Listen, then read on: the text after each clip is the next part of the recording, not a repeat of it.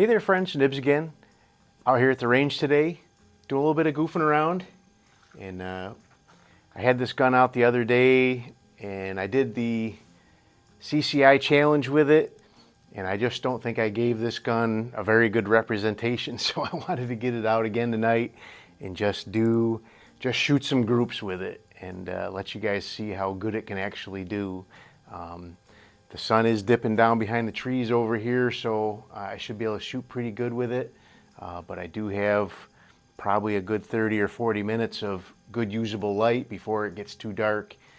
The problem I had the other day was I waited too long. By the time I was shooting the tiny little bullets, I couldn't even see them. I was just kind of guessing where they would be below the, because they were directly below the bigger ones. And I actually did pretty good for guessing on the last two rows, but what we have here, if you didn't see that other video, is a really, really cool rifle from the collection. This is a Sears Ranger, which is basically a Stevens model 416. That was just an empty shell, but the magazine is empty. And I have it topped off with a very, very obscure scope from the collection. This is a Carolyn. Good luck finding information on that. But it is a Carolyn, and this is touted on the little bit of information I could find about it, is touted as one of, if not the very first. Boy, that just keeps coming loose. Let me snug that up a little bit. This is one of the very first variable power scopes that was commercially available. And it's 3 to 6 power. So we're going to be shooting 50 yards here. And I actually shot this gun. I shot a couple of groups with it before I did the CCI target challenge, and shot a couple of really good groups. One of them was less than half an inch. I'm not saying I'm going to do that tonight. CCI is a very fickle beast. CCI standard velocity can be a very fickle beast, but this gun seems to really be shooting it well. I am going to shoot a couple of groups with the CCI standard velocity, and also I'm going to try a couple of groups with the SK Standard Plus. I sighted it in with the standard velocity, so I'm not sure exactly where we'll go with the I tried to get a picture of the inside here, and at the time the sun was completely washing it out, so maybe I'll try again once I'm done with the video if I've got enough light left still. But it is a decent looking scope, but it is only 6 power, so let's go ahead and get started. We'll do 2 5-shot groups with the CCI, and then we'll do 2 5-shot groups with the SK. So I do have it is actually an ARA target down there, but I do have some splatterburst 1-inch pasters on there just to give me a little bit more of a contrast, a little bit more reference there.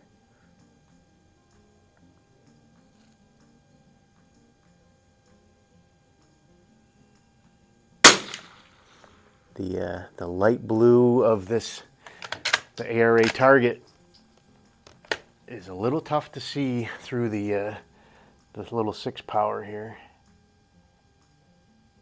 That one was a little low.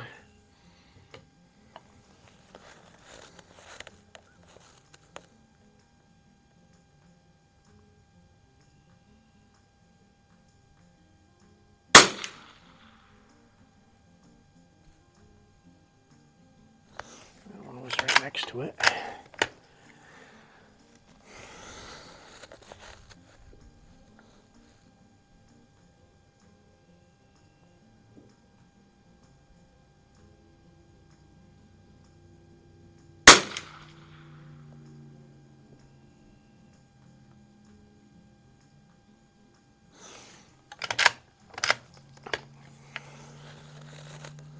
So this scope does have a post in the center. There's no crosshairs, it's just a single post.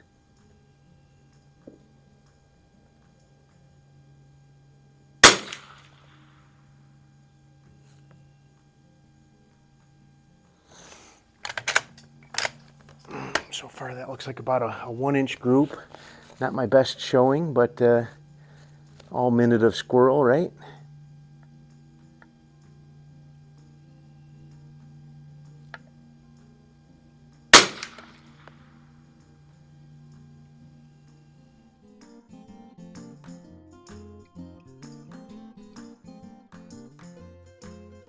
All right. Hopefully that was just some cold bore jitters. I haven't shot it in a couple of minutes. Maybe we'll do a third round, a third group with the CCI, just to count that one as a cold bore group. I just wanted to get out and shoot. It was a long, busy day, dealing with meetings.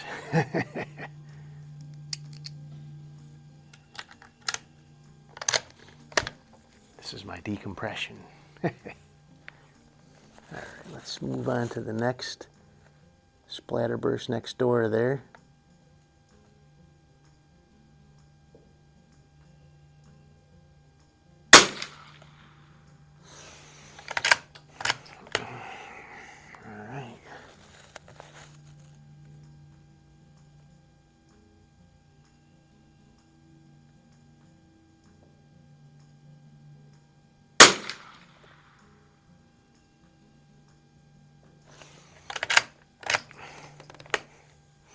So the tip of this post in here actually is wider than that 1-inch dot is at 50 yards.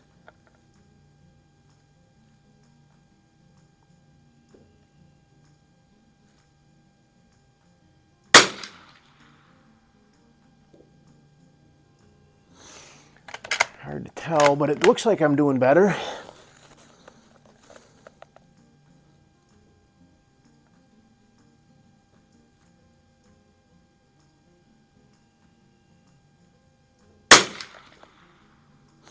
For a scope that's potentially as much as 100 years old, it is a very clear scope, but it is still only a 6 power.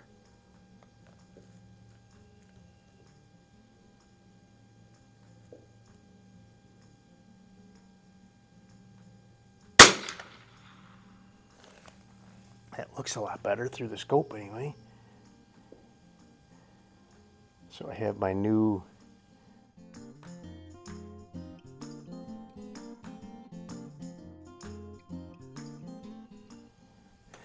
Rayton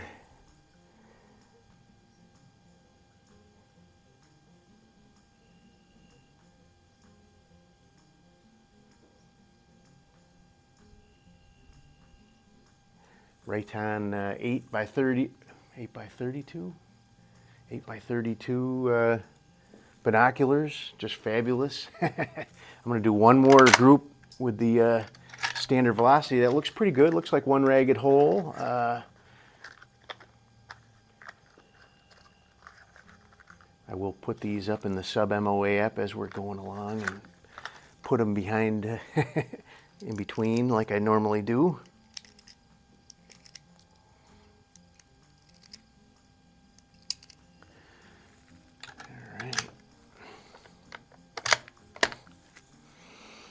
One more group of the CCIs, and then we'll try some SKs. If that looks okay, we'll do a couple of groups with those. Still hitting off to the left just a little, but that's okay. We're going for groups.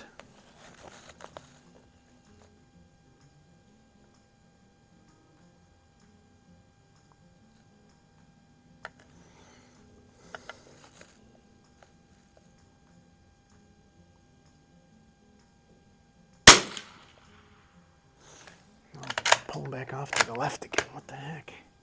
Just all tight.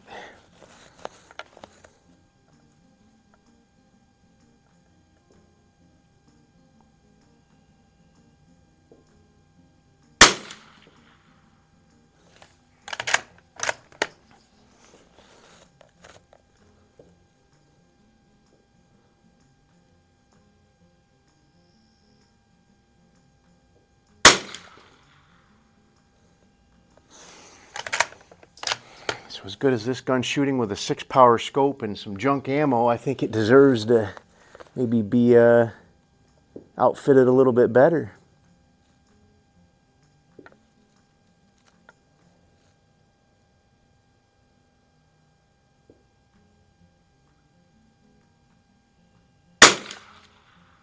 All right, that looks respectable from here.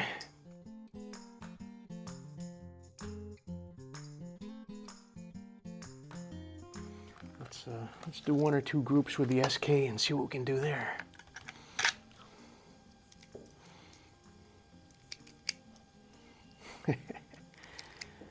Oh.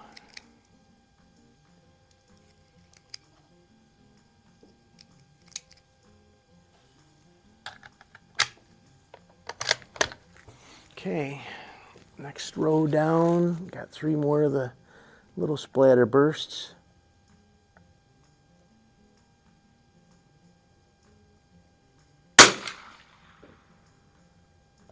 Still off to the right or left.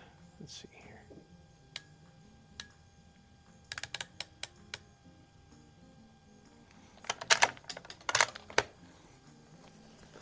Of course, that's going to shift my point of impact, so.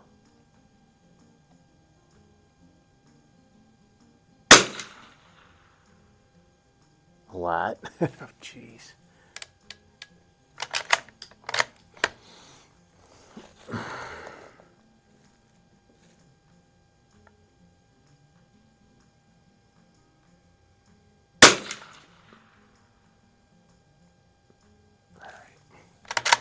We won't count this group, and we'll get 2 more groups.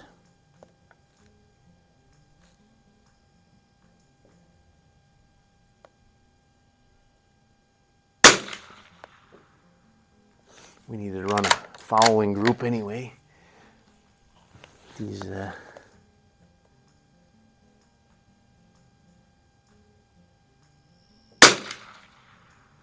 These definitely have a way different waxy coating on them than the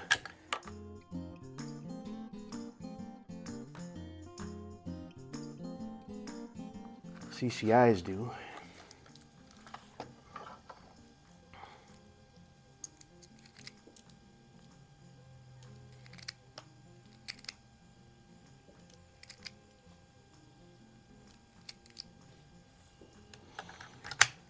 Looks like I got maybe a couple of 1/2 inch, 5/8 inch groups with the CCIs so far. It's pretty respectable. All right.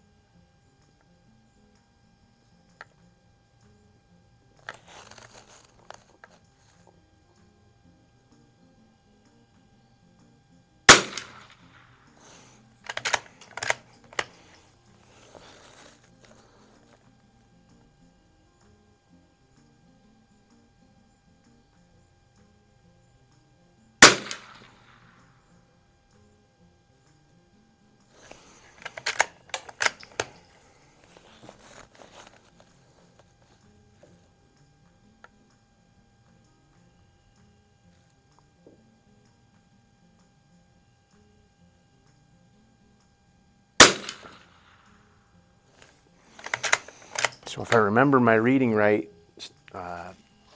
Stevens brought these out first for Sears back in like the late 30s, early 40s.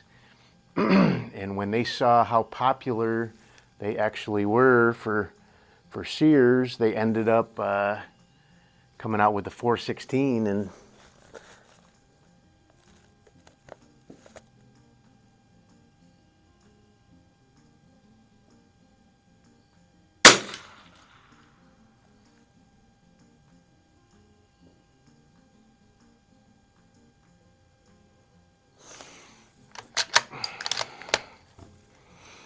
.416 ended up being a military trainer. I've got a couple of those in my collection.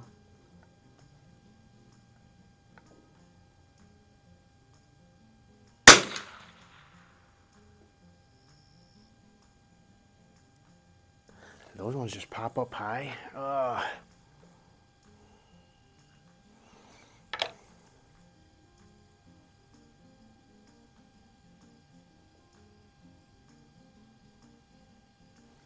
think so. Is it worthwhile to even try another group? Jeez. Might as well.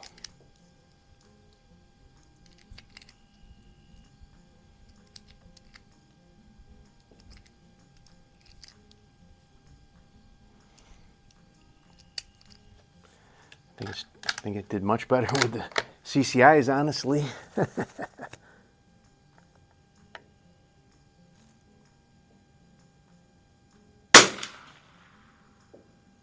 Ooh. Shooting real high.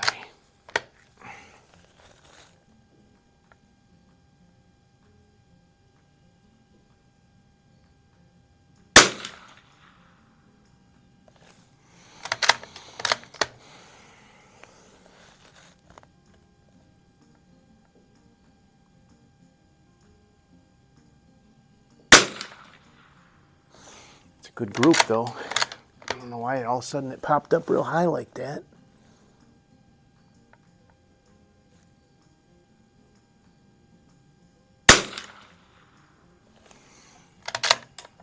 Well, at least there'll be something to measure with the sub MOA app.